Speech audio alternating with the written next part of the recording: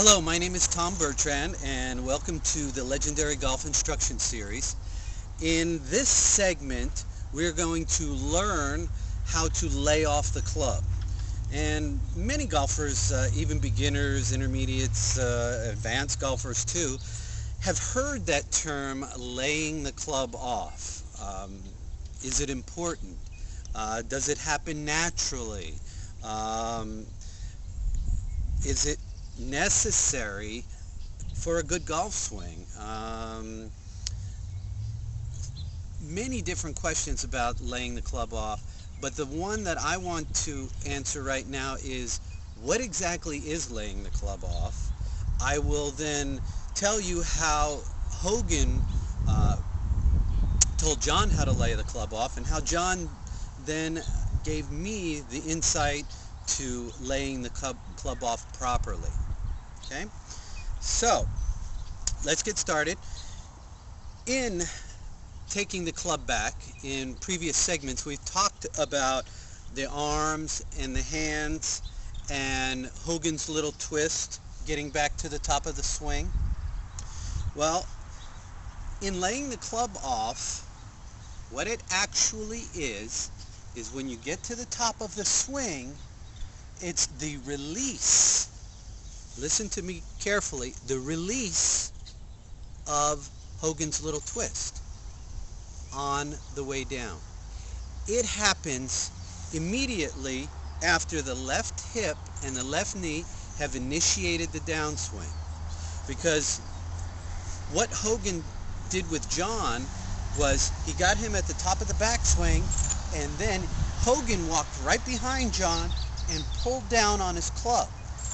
And it was a crude way to show John exactly what he meant by laying the club off, but it got the picture in John's mind that when Hogan gets to the top of the swing, as far as his backswing plane goes, there's an alteration that happens that becomes the downswing plane. He mentions it in his book, 5 Lessons, but he doesn't mention how to do it. He just mentions that it almost happens. It's just, you go from the backswing plane to the downswing plane, mainly because of the right elbow tucking in front of the right hip.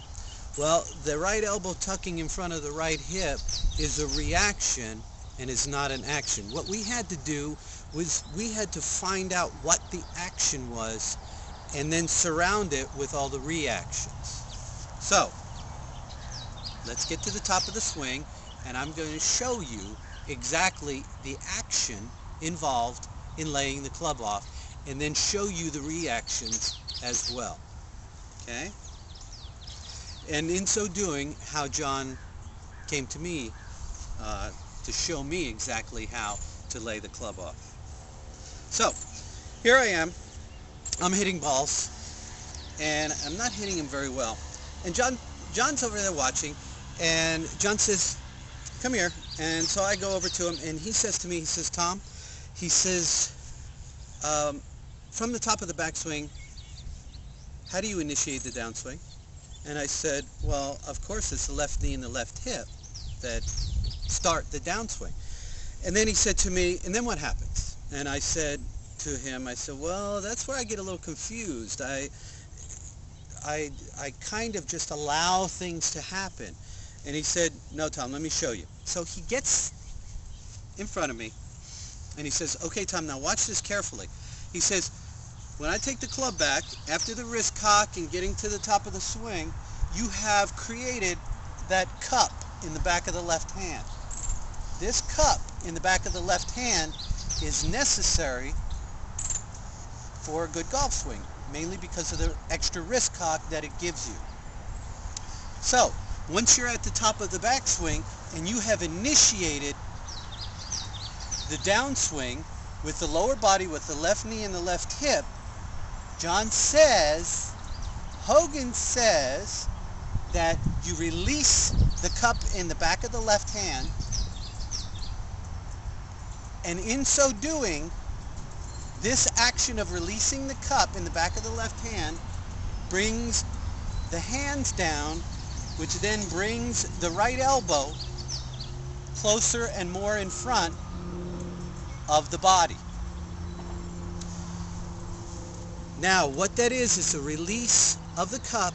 It's not a release of the arms. The arms should relatively stay the same. This left arm is going to relatively stay the same at this point in time in the downswing.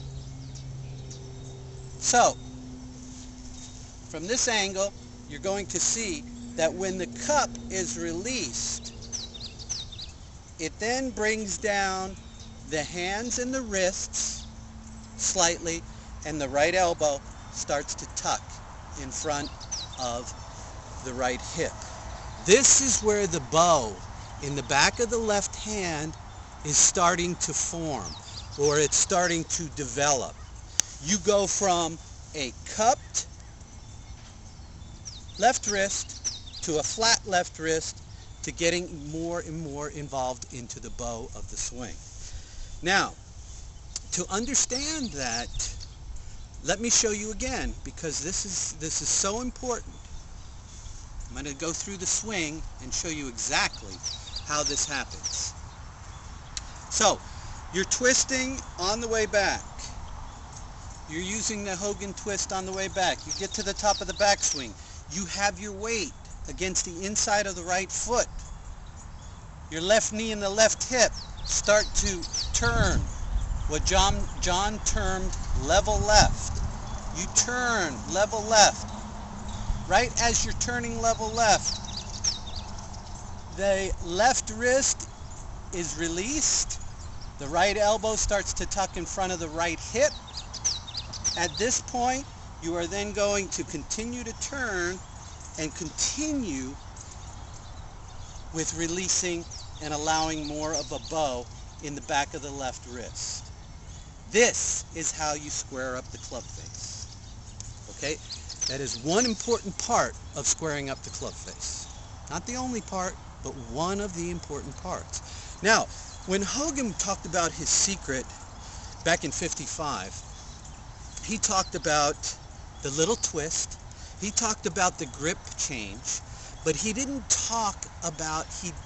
reveal how he allowed the cup to go and then get to impact with that bow in the back of the left wrist.